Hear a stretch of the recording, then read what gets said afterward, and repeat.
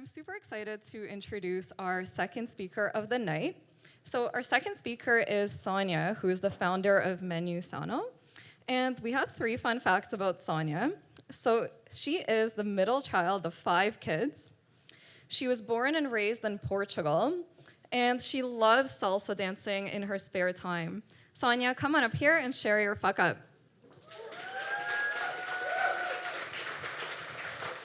Hello. I hope I don't have to do a fuck up about this thing right here. Yes, here we go. I am a founder at MenuSano. MenuSano is a tech nutrition analysis software application. And I'm going to tell you a little bit about me, about us, and what we do, and kind of how the idea came to be. So, few years ago, like in 2009, I worked at a software development company. And one day we were working on a really intense project, and we had to stay at the office until like 11 p.m. because we had a release, and God forbid, you have to wait till the next day. So we ordered food. And we're all sitting around the round table, and some people have lasagna and others have pizza, and we're all just eating. And we had someone who was a new dad, and he kind of said, hey, you know what's interesting? And we're like, what? We're all tired. We don't really want to hear it, but we're like, okay. He's like, you know, isn't it weird that when you go to a grocery store to buy food for your kids or for yourself, you can turn it around, and on the back of that product, there's a nutrition label, so you can see what you're eating and what you're feeding your kids. And we're like, yeah, what's your point? It's 11 p.m. Like, what are you trying to get to? And he's like, well, we're all sitting here eating, and does anybody know if this is healthy? And we're like, do we care? And we're like, yeah, you know what? Yeah, I think we do care. There's a point to this. And then we're thinking, and we're like, wait, we eat out all the time because we're all busy, whether you're a founder or CEO or you just have a 9 to 5. It doesn't matter. We all work, we're all busy, and we all eat out. That's just a fact. But do we really know what we're eating? So since we were a tech company and we were all a bunch of techies, we're like, hey, why don't we build something? And we're like, man, like, we're so good. This is a genius idea. Let's do it. Like, the bulb just went off. And we were like, yeah, we're going to build a piece of software that provides food service, so like chefs, the ability to make labels for takeout food or food when you go to a restaurant. So how many of you here have gone to a restaurant and you see the calorie information on the menu? Okay, that's what we do. We provide the restaurants the ability to do that. So great idea, right? Do you guys agree? Yeah, right. So we jumped the gun, and we started doing some market research, and we started looking at the market, and we realized, oh shit, nobody's doing this. Man, we're freaking good. Like, wow, like we're onto something. Like we just thought we were gonna make millions of dollars on this thing. So we did some market sizing, segments, analysis. We realized there was no competitors in Canada. We looked at the market size. We looked at how much money we could possibly make from this thing, and we're like, okay, let's just do it. So we started building, right? And we had a whole tech team. The company that we were all working at became our investor. So they did all the development. And, you know, halfway through sort of our first fuck up, we have many, we realized that we built it wrong. So that's why the QA guy there just kills everything for everybody. And so MenuSano 1.0 was completely scrapped because it was a piece of crap. And we had to rebuild it from scratch. And so that was long nights. Everyone was doing this on their spare time because we all had full-time jobs. And so 2.0 came out. We did some research. We worked with some chefs, and we realized that the mistake we had made was that we did not know what a professional kitchen workflow was like. So the way we cook at home is very different than the way a professional kitchen cooks, and they have a very specific workflow that they follow. And we didn't have that implemented in version 1.0.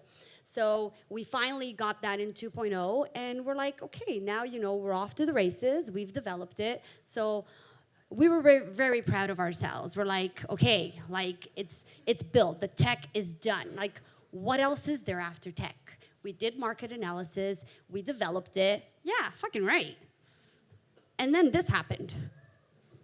So, we're pretty cocky at this point. We think we're so good. And then we okay, let's go sell it. And I mean, I don't need to say anything. This says it all. Nobody wanted what we were selling.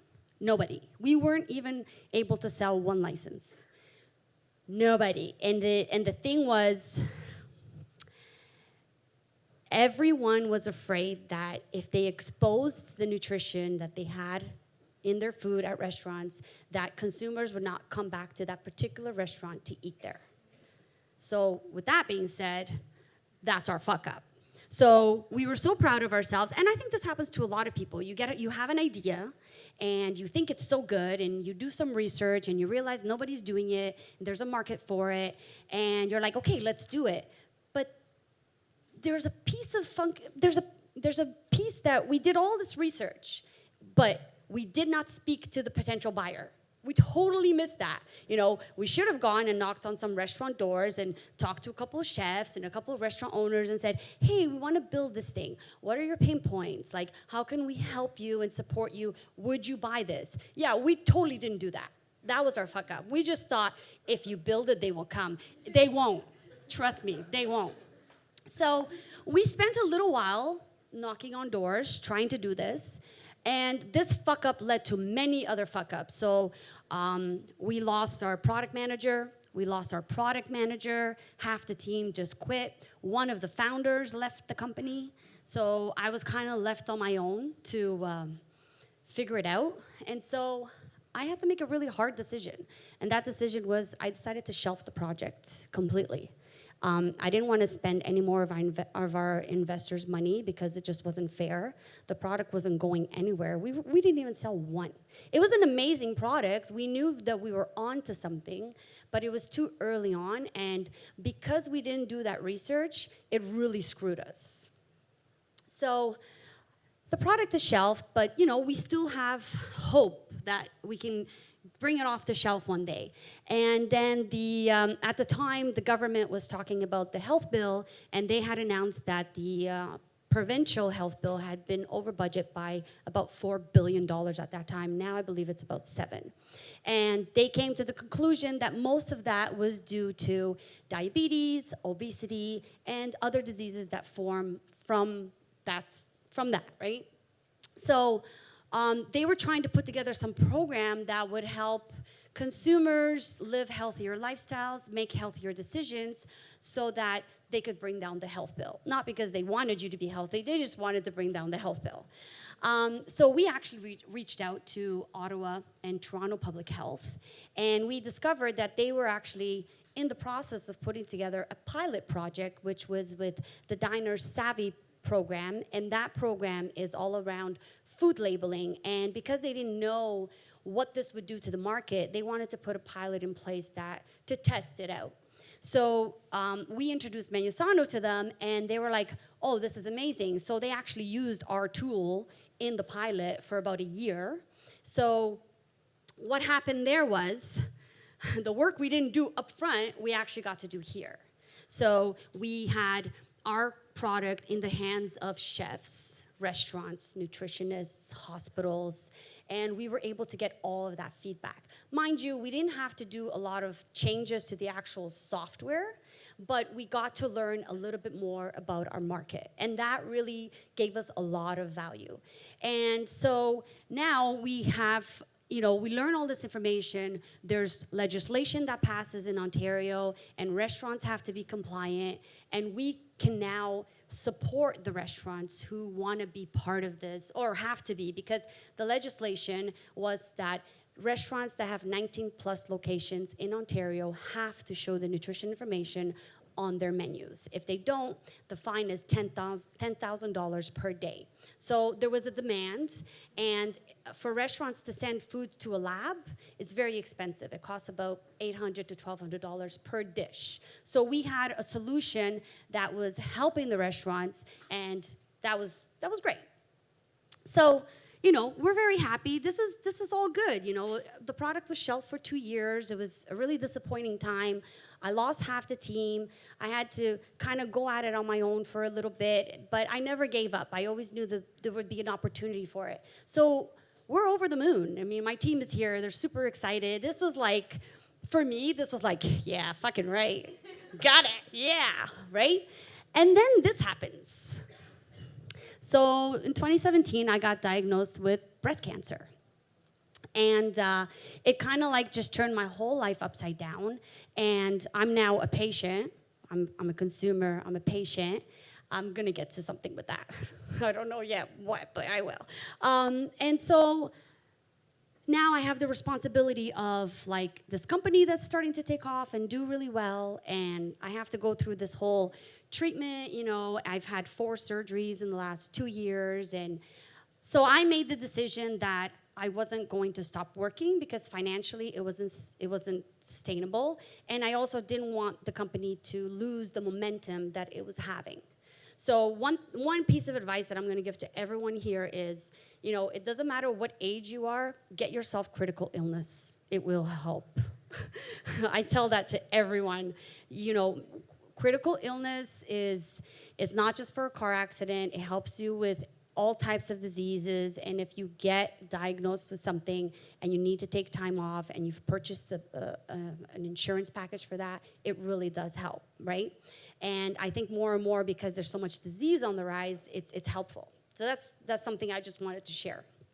But, I went through my cancer experience, and I had a double mastectomy. I had breast reconstructive surgery because I had double mastectomy, and it was a very painful and long process.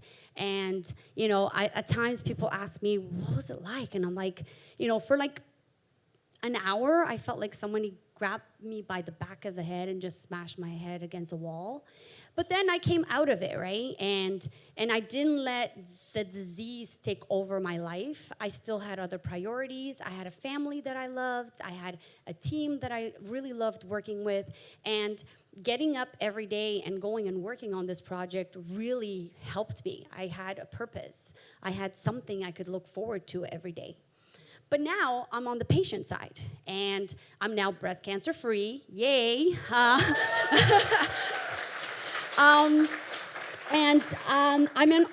I go into remission, right? A lot of people don't know what remission means.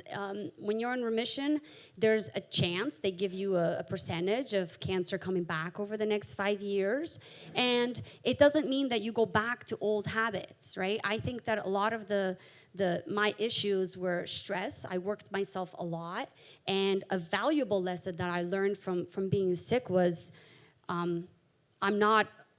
I can't do everything myself. I was a big believer that if you want something done right, you got to do it yourself. That's not true. And so I'm a control freak, and I had no choice. I had to let it go. And I started trusting my team. I started promoting people into management positions who could take over things and manage. And I mean, by the time I went for my surgeries, I was at peace. I felt really good. Everything was running. People were doing what they needed to be doing, and I trusted them. And that was a really good experience. And I had to learn the hard way. And now I'm not a workaholic sometimes, but I do know that I need to take a good balance between work, personal life, sleep. Sleep is important. Get some sleep, people. And so, I just kept on going. And while I'm in remission, nutrition becomes a part. So, sorry, just to take it back. So when you're going through a disease like cancer, you lose control of your body. You have no control. Your body is in the hands of doctors. And my body went through things that I can't explain. And for the next 10 years, I'm on hormone therapy, which sucks. And my body is going through all these things that I can't control. And the one thing that I want is control over my body. That's the one thing that I want that I know I can't have. So because I'm part of MenuSano, I'm like, listen, I can have some control. You are what you eat. So I can kind of control what I put in my body so that, I can prevent this disease from growing. And so I educated myself to figure out what causes cancer to grow or redevelop. So nutrition became a big piece of my life. And so it took me right back to when we first started the idea, which was around making consumers' life healthier. And so now, MenuSano, we're helping restaurants be compliant, but that was never the vision for the company. Oh, that's a fuck up. The vision was always to help consumers live healthier lives, and now here I am, living that. So we relaunched the product, and our slogan was, choice is healthy, because we wanted consumers to be healthy, and we cared about the restaurants, but we wanted the restaurants to realize that there is a purpose behind this. We wanted it to be an open source community that would allow information to be shared, and that consumers could value from it. So what we did is we started going to the restaurants that did not need to comply and tell them, listen, you have an opportunity to grow a whole new business here that you didn't have before. So you have to comply to the people that are going to go and eat out. But what about people like me who have diseases and want to eat out and are afraid because we don't know what's in our food, and people who just want to be healthy in general, right? So we started pitching that to the restaurants around choice is healthy, and restaurants started embracing it. And they're like, yeah, we can have a whole new client base and make money that we weren't making before because we can offer that. And so we are now in Canada, US, UK, Dubai, Qatar, Saudi Arabia. We're selling licenses all over the world. We just launched version 3.0, which is freaking awesome. And that's our Fuckups. And if you have any questions, come see me later too. I'm happy to share.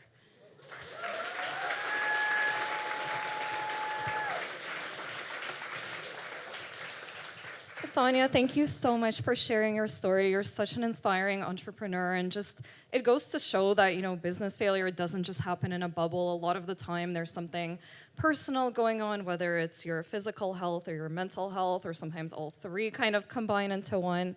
So congratulations on where you are now, and thank you so much for sharing your story. So let's open it up to some Q&A for Sonia. I'm sure you're all gonna have some great questions.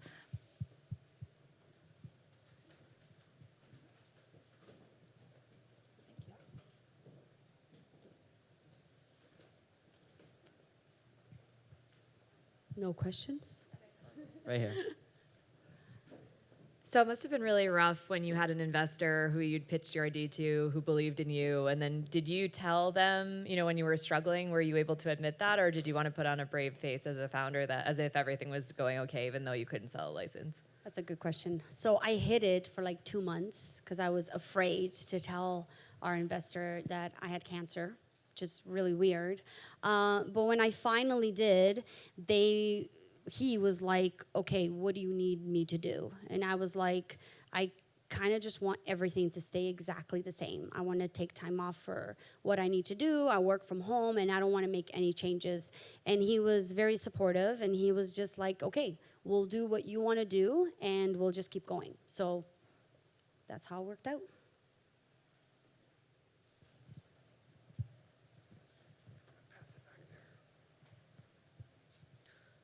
Thanks for the presentation, Sonia. I think your story is something really inspiring. How did your health situation impact the decisions about the business, or did it make you stronger, just in general? That's a good question. I mean, I had like a million different thoughts go through my head. Every day I had a different feeling, so it's hard to kind of like pinpoint. But I think I'm the middle child of 5 kids, and one of the reasons, like when you're in the middle, you're constantly fighting and pushing your way to get what you want and what you need. So I think I just kind of applied that to this experience, where it was like, okay, this is a challenge that I have ahead of me, and I have to find a way to survive. I think I just went into survival mode, and my decisions were based on what I wanted for the company and the team to strive, and I knew that I was part of that, and I had to make the right decisions for them as well. Thank you.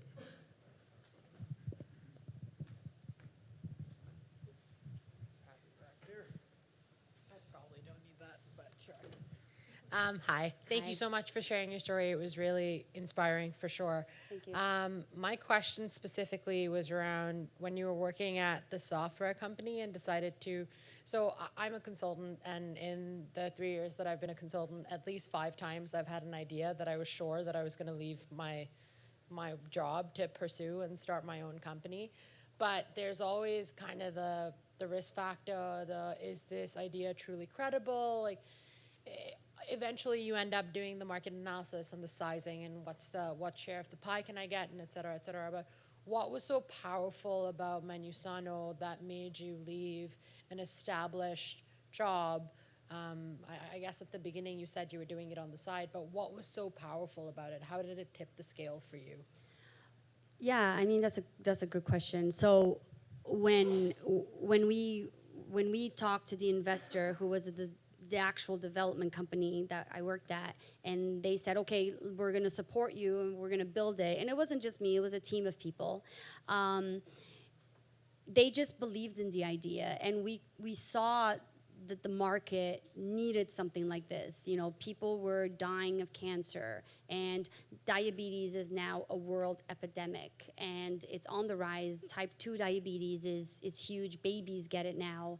And so we knew that we could tap into that space and make a difference in people's lives. And so when you have a vision for a product or a company that can have a huge impact in people's lives and help them live healthier, it helps those decisions be made faster because our investor was passionate about the idea. And I mean, every time I sit down and I talk to him, like, I'm here and he's here. And I always have a very hard time, like, keeping up because he actually sees more potential for the product than I did, or I still do. Like, he still has all these ideas where it can go. But, you know, when you have something that is impactful, you're gonna get a lot more buy-in.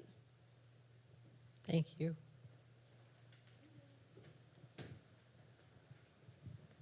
Hi. My question has to do with you saying that you're controlling, because I'm 100% the exact same way. How did you manage, like, with MenuSano being like your baby, finding out that you had cancer and having to be like, okay, I need to release some of these controls? Like, how did you manage that? Because I feel like for me that would be like one of the hardest things to do. Yeah, I think that's one of the toughest lessons I've had in my life. Like, control freaks, it's hard to not be one, right? But I had no choice. I kind of got kicked in the butt, and I had to stop being selfish and say, you know, like, either I continue being selfish and I'm sick and I have to go through all these things and I'm gonna run this company to the ground, or I stop being selfish and I trust the people that I work with that are a little bit more competent than I am in a lot of different scenarios and you know, experience, and trust them to do the job that they were actually hired to do, and stop being a control freak and micromanaging. Just let them do what they do best. And the minute I did that, something really wicked happened, which was like, people just, I didn't even need to tell people what to do. Like, they just knew. You know, I would come in and my marketing team would come to me like, we're gonna do this, I'm like, what? What are you guys gonna do? Well, what's that? And like, even today, they're like, oh, we need to do this. I'm like, well, I don't know what that is. Can you guys just like go do it? And now I'm not even like involved in the day-to-day like little stuff. I'm focusing more on the higher level stuff that they need me for, because everything else, that's what your team is for. That's why you hired them, right? So it's hard to let go, but the minute you realize that they're actually better at that job than you are, you're actually better off. My team is here. I hope I just scored some really brownie points. Yeah, they're looking at me. I'm like, I'm going to be praised tomorrow. I have a question here. Yes. So it's kind of like a follow-up to this question here, but what does unplugging look like pre and post cancer? Like, what does it actually truly look like for founder? I think I'm always going to be a cancer patient because Sorry, say that again. I think I'm always going to be a cancer patient because cancer, even though I'm cancer-free, it just lives in my head 24/7. I'm always worried that it's going to come back. because I didn't have a family history in my family of cancer, and so it just happened to me.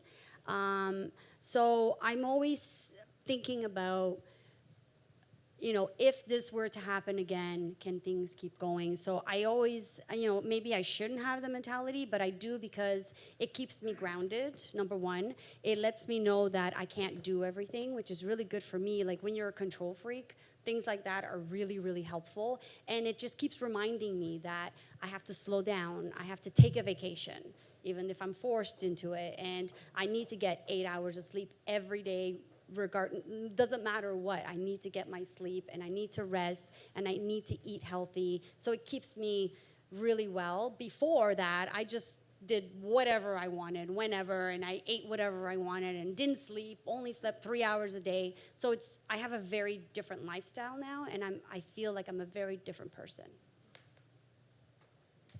I feel like that was a great place to end on the Q&A there. Sonia, thank you so much again for sharing your story.